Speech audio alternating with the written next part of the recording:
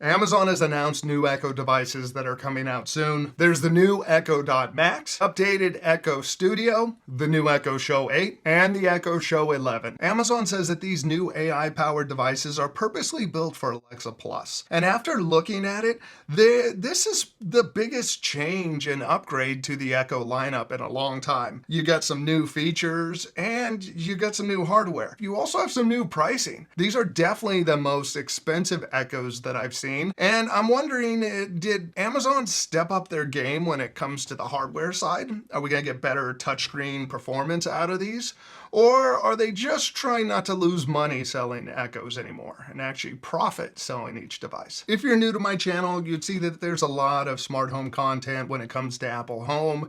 And I've really, over the past couple years, focused on Apple Home. But when I started the channel, I was all in on Echoes and Alexa. I started to pivot when it seemed like Amazon really slowed down with their smart home side of things, started removing some features, and started doing more ads. I made a video on why I got rid of all my Echo shows. Spoiler, a big part of that was the ads, so I am curious to see if these new Echo shows will bring enough touchscreen value to warrant the ads, because I doubt they're going away. I'll put a link to that video down in the description. So let's first dive into Alexa Plus. Alexa Plus is Amazon's new AI assistant that is supposed to be smarter, more conversational, and an ambient AI assistant. It's meant to be there everywhere, anytime, but then it's meant to just disappear into the background. I did recently get Alexa Plus, so I will make some videos on that. Let me know if that's something you're interested in learning more about.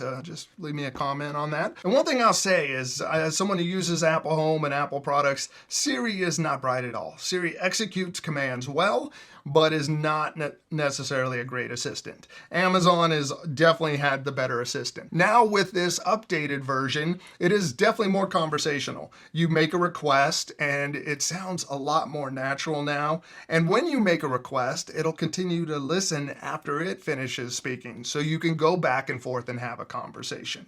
Now you do need to be careful with this. My wife asked for the weather. She got a peppy, excited response back from Alexa.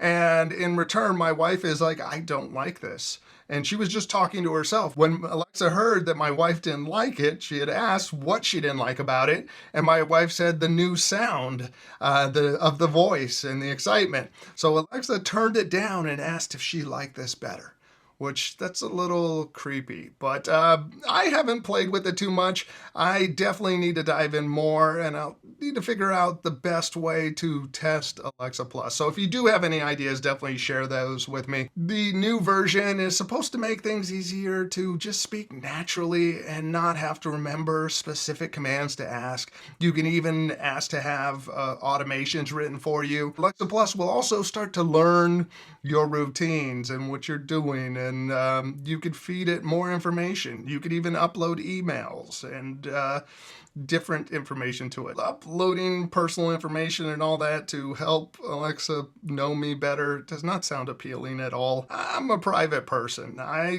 don't want most people to know me, let alone a machine. So, but it is an option there, and we'll explore some of that stuff later. You can see Alexa is meant to get to know you and share the things you want to see. And they have a whole list of capabilities. Now let's talk about some of these new devices, starting off with the Echo Dot Max. The Echo Dot Max is an interesting one because it's priced at $99. I guess it's replaced the full-size Echo. You can no longer pick up the full-size Echo on Amazon. So this is the size of the regular Echo Dot, but costs almost twice as much. The new Echo Dot Max has better sound with it. It has a separate woofer and tweeter in it. The new Echo Dot Max can adapt the sound to the room it's in. Amazon says with its new design that it has 3 times the bass of the previous Echo Dot. I don't think that's going to sound better than the full-size Echo, but who knows, maybe. So all these new Echoes have custom design processors, and according to Amazon,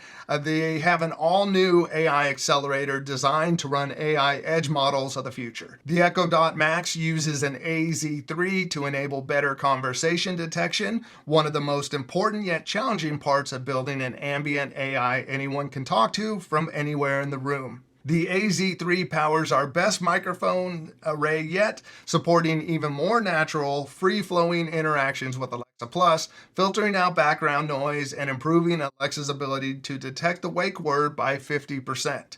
So if you've had a problem with Alexa hearing you and understanding you, this might be a good update. Now, with that extra cost of the Echo Dot Max over regular Echo Dot, you get built in a Zigbee hub, a Matter controller, and a Thread border router. So you do get some of those more advanced smart home features that you would find in the full-size Echo. So it is priced at $99.99, and again, it replaces the full-size larger Echo, which is interesting. It's if this Echo Dot Max doesn't sound as good as a full-size Echo, the next step up is the Echo Studio, which has been redesigned. This is about the same size as the full-size Echo, but it is meant to give you Dolby Atmos and spatial audio. It has 3 separate tweeters in there to give you a simulated surround sound and a separate woofer to it. So it is substantially smaller than the previous Echo Studio. Amazon says that the new Echo Studio is 40% smaller than before, but you still get the spatial audio and Dolby Atmos, which this is another one. I'm curious to see how this sounds. So I'm gonna have to get one. Let me know what if you're interested in seeing a video on that. The original Echo Studio did sound good, probably even better than the full-size HomePod. Now this is priced at $219, so it is $80 cheaper than a HomePod. So I will definitely have to compare this next to a HomePod and see which one sounds better. Like a full-size HomePod, the Echo Studio can analyze the acoustics of a room and fine-tune the playback for optimal sound, no matter where it's placed. Amazon's calling this room adaptation technology. The Echo Studio, Echo Show 8, Echo Show 11 include the Advanced AZ3 Pro, which builds on the power of the AZ3's audio capabilities, adding support for state-of-the-art language models and vision transformers. So according to what I've read, this can handle more local AI requests on device, which I appreciate. Whatever you can do on device and not send to the cloud is it's the best way to go. Now, like previous Echoes, you can pair 2 of these together and pair them with the Fire TV in theater mode. The new home theater setup is pretty cool. It's something that a lot of Echo users have been asking for, and even HomePod users. With the Echo Studio and the Echo Dot Max, you can pair up to 5 speakers and a sub to create a surround sound system. You can take 2 Echo Studios and pair them up as a stereo pair like you've been able to in the past. Same with the Echo Dot Max. Or when you put 5 of them in there together, it will calibrate it and set it up automatically for you so you have a surround sound system. It could be a pricey one at $220 per speaker. You're looking at over $1,000 surround sound setup, especially if you add the sub, but which is interesting, the sub isn't even showing up as available to purchase. After reading about the home theater experience, you are going to need a Fire TV Stick 4K Max 2nd generation, Fire TV Stick 4K 2nd generation, or Fire TV Cube 3rd generation. You can pair up to 5 compatible Echo Studio devices and an optional Echo sub. It says that previous releases of Echoes and Fire TVs will not support this theater experience. So don't think your existing Dots or Echoes will be able to do this. You are in for $600 minimum, unless they go on sale, to create an Echo Dot Max version. I think it's a smart move for Amazon to jump on this. They're the only one doing this with smart speakers. I know a physical surround sound system with wired speakers can sound amazing, but how many people don't want to run wires around their house? Or if you're renting, it just may not be an option. So this could give you a surround sound that's easier and will help Amazon sell more Echoes. Apple, you should have jumped on this before Amazon. You had the chance, but they beat you to it. Now, if you're enjoying this video so far, please consider subscribing so you don't miss the next video. Also, let me know in the comments if you want to see videos on these devices. Let's talk about the new Echo Shows. If I do get one to make a video on it, I'll go with the Echo Show 8. There are 2 versions that do the same thing. There's the Echo Show 8 and the Echo Show 11. The Echo Show 8 is priced at $179.99 and $219 for the Echo Show 11. Now that I think about the pricing on the Echo Show 11, that's a much better price than the Echo Show 10. That was like $249. So that one's cheaper. It's just the Echo Show 8 price goes up some. But if it actually becomes more useful and sounds better, might be worth it. Now you have a whole new redesign. It looks like you've put a iPad onto an Echo, but with that you get a better spatial audio out of it. There's a separate woofer and there's two front-firing speakers that shoot underneath the display. The new upgraded display uses in-cell touch plus negative LCD. I don't know what that means, but it gives you better off-axis viewing. There's also a 13 megapixel camera. Even if you don't use that to do video calls or any of that, it's used to be able to see who you are or to see if someone's approaching. And if it recognizes you, it can show you your information on the screen. There's an adaptive UI that's supposed to bring up your calendar, shopping list, health tracking, and your media. Some of the new updates are to entertainment. There's a new media controller that puts all your entertainment options at your fingertips. Browse music, ambient sounds, podcast, books, blah, blah, blah. You have Alexa Plus Home.